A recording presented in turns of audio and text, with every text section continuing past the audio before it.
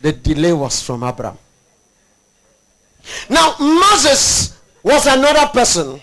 God had a plan to use him right from the day he was conceived in the womb. God made it so that he would be hidden somewhere by the bank of the river of Egypt.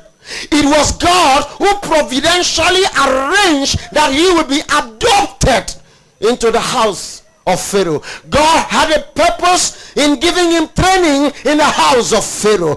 God had a purpose because he knew he would be a leader. He gave him orientation in leadership in the house of the highest leader of the time.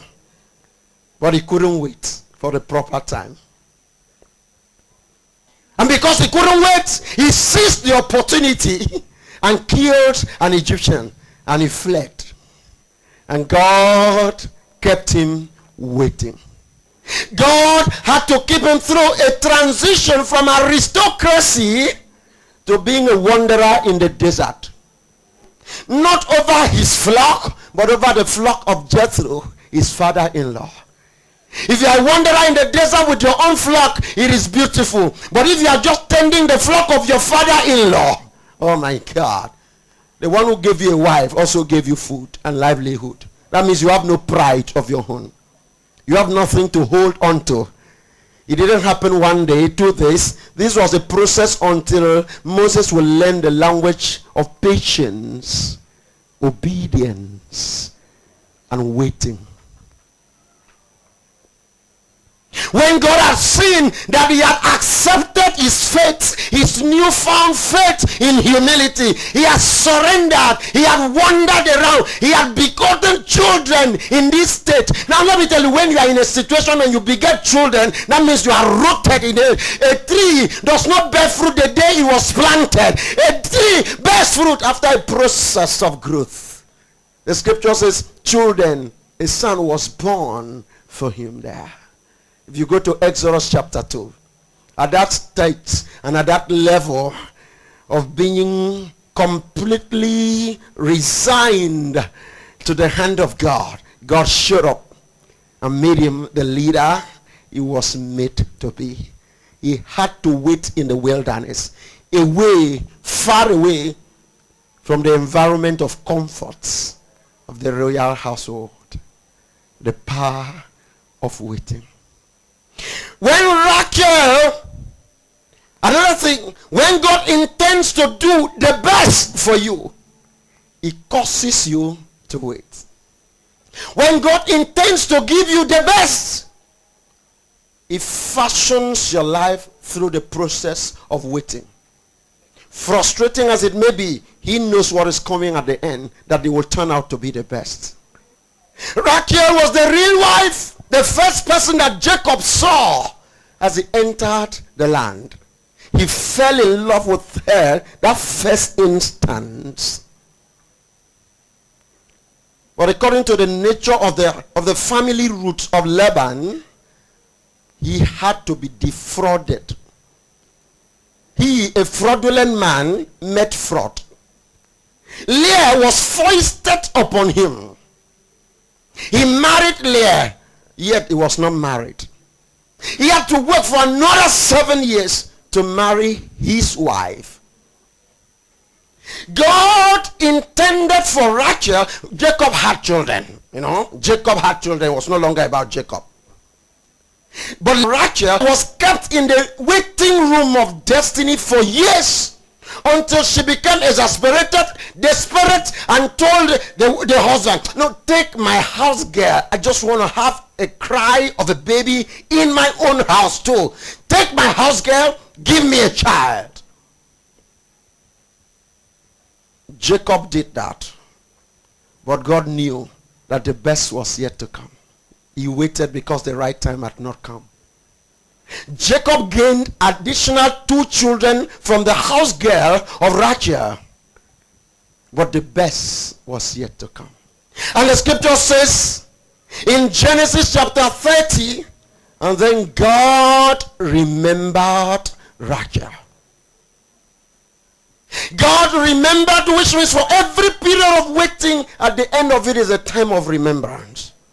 When God compels you to wait, wait. When it seems to be too long, don't worry. Remind him, he will remember you. But when he remembers you, the extraordinary will happen.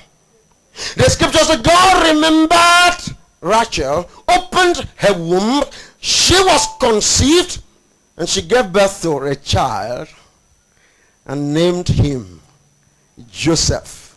For the Lord shall add to me.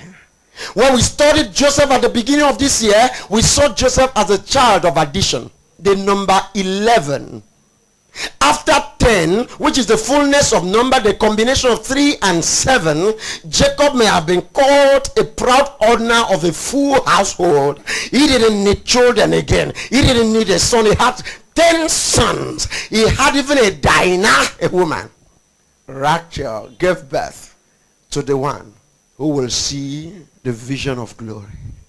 Just that one. The long delay was for the fabrication of the best. The long delay was the formation of the best. The long delay was the articulation of the best. God's delay has the best in view. God's delay has the best in view. For those who walk according to his covenant, this has to be remembered. Not for everyone, but for his children. His long delay is always for something. We can even connect this when eventually Joseph became the second in command in Egypt, and the father and the whole of the house of Israel came and had a great portion at Goshen in Egypt. And they ate in abundance and plenty. That was the best God intended when he delayed a Rachel to take some insult, to take some towns and being scolded and being derided. God knew someday the baby, the child from the womb of the barren, will become the superintendent. He knew. And so in spite of the cries of Rachel, God had to wait for the fullness of time. Can we talk of Hannah, the mother of Samuel? When God delays you, he intends to bring you into a covenant. When God delays you, he wants to bring you into the level of vow fulfillment, walking with him at the covenant level. Everybody has a husband, but there is a covenant husband. Everybody has a wife, but there is a covenant wife. Everybody has a child, but there is a covenant child. The child that is produced not out of accidental meeting of biological things, but is produced from the storehouse of covenant and waiting. The scripture says the other wife had children, but Hannah had no child.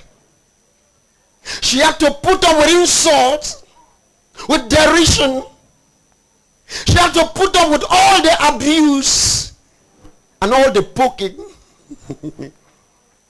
And this stirred her spirit up one day. She stood before God in the temple and said, God, you see, whatever is the reason, I don't know. If you give me one, that same one I will give to you. Give me one so that I can give to you. You want it? A covenant deal. If you give me one, that same one, even if I don't have any other one, I will give that one to you. So that I just want to bear the name of a mother who has a son that belongs to God. At that covenant level, God unfolded his faithfulness. Samuel, the first prophet that will anoint a king whose dynasty will never end, David. The children of the other woman are never mentioned by name in the scripture. Some people can have so many children without name in the presence of God. But a covenant child before God is better than a kingdom, a multitude. When he delays you, walk into a covenant. That may be the reason to bring you from the ordinary level to the level of covenant, where that child will become the purpose of the world and the blessing of the world. In Isaiah chapter 40, open to Isaiah chapter 40. I tell you what I consider the last year, not because there are no other reasons in the scripture why God may compel you to wait. Isaiah chapter 40, verse 29. New American Standard Version. We begin with NIV, New International Version. Verse 29, it says, He gives strength to the weary and increases the power of the weak. Even youths grow tired and weary, and young men stumble and fall. But those who hope in the Lord will renew their strength. Waiting is an exercise in hope. Now, New American Standard says, He gives strength to the weary, and to him who lacks might, He increases power, and vigorous young men stumble badly. Yet those who wait on the Lord, those who wait for the Lord, will gain new strength. They will mount up with wings like eagles. They will run and not get tired. They will walk and not become weary. That is the purpose of waiting. When God intends to take you through the greatest of hurdles and causes you to break through, He makes you to wait. Sometimes God knows the journey you are embarking on. He knows the mountains that are facing you in the future.